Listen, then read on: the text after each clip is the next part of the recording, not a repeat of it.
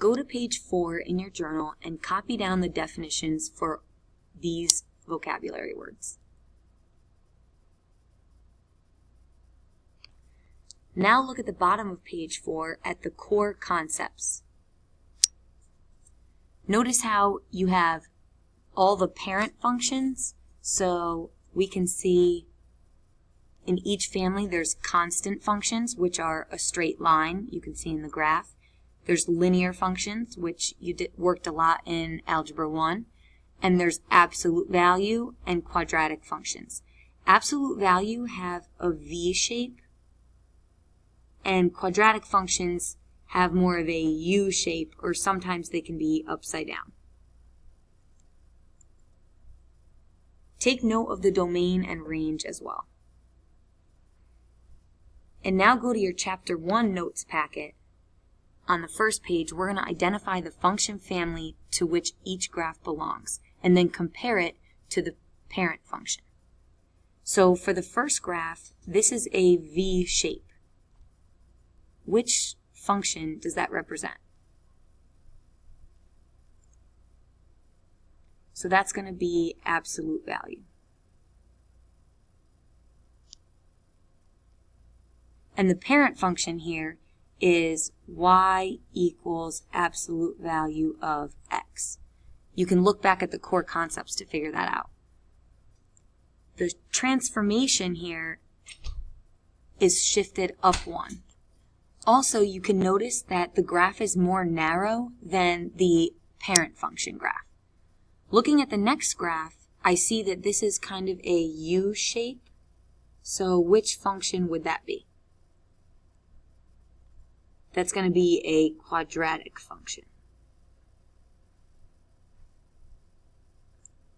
And looking at the graph, it is shifted 3 units to the right from the origin.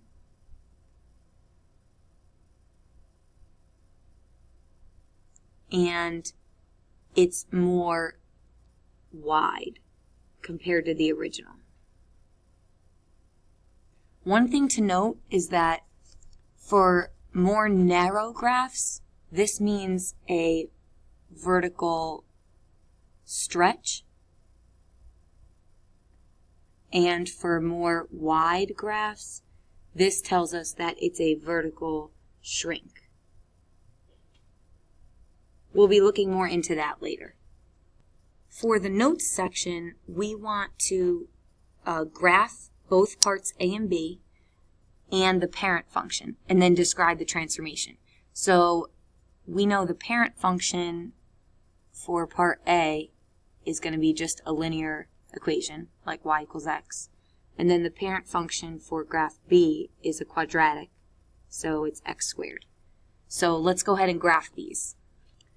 So the green graphs are the parent function, and the red graphs are the original problem.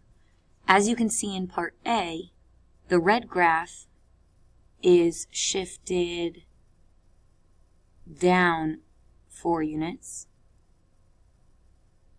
And in part B, we can see that it is reflected over the x-axis.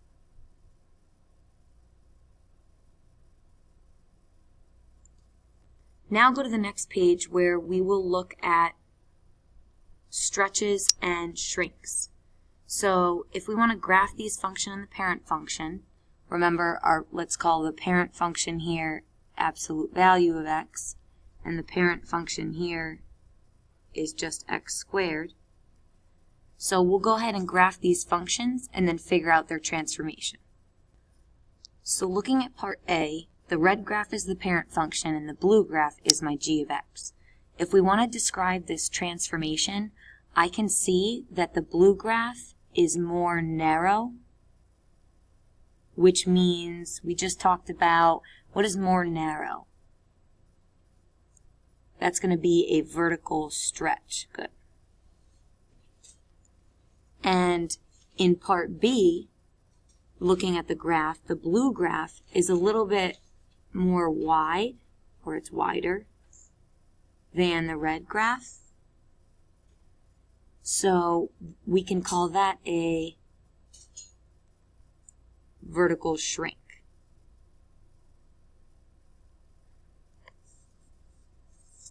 What do you notice about the number in front of my function here when it's a stretch and a shrink? Think about that and write that down.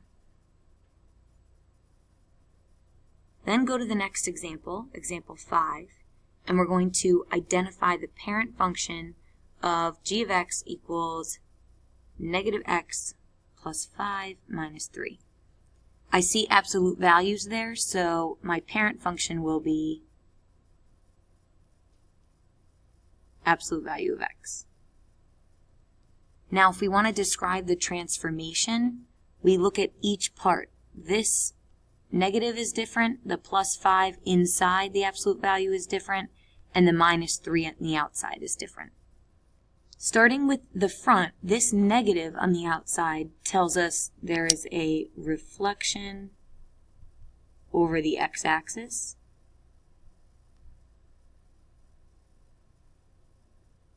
And the plus 5 inside the absolute value tells us there is a shift 5 units. Is it left or right? Good, it's going to be 5 units left. You can always check that in your calculator. And then the minus 3 on the outside tells us it's going to shift 3 units up or down. That would be down.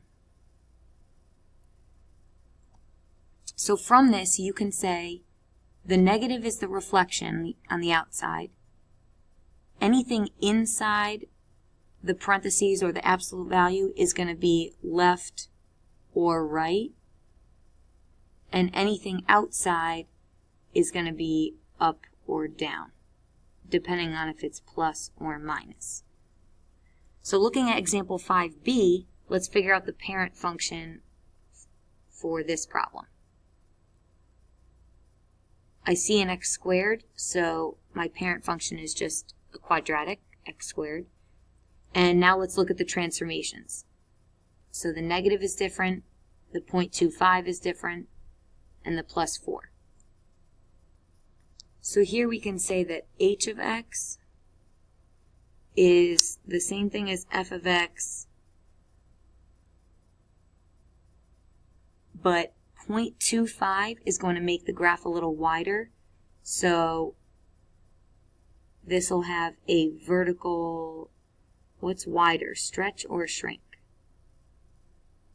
Yeah, this will be a vertical shrink. And the negative outside is a reflection over the x-axis.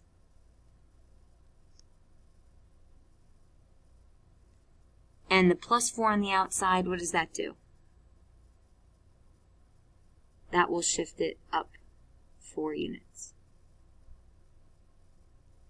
Make sure you bring your journal and your packet to class tomorrow, and we'll finish these problems.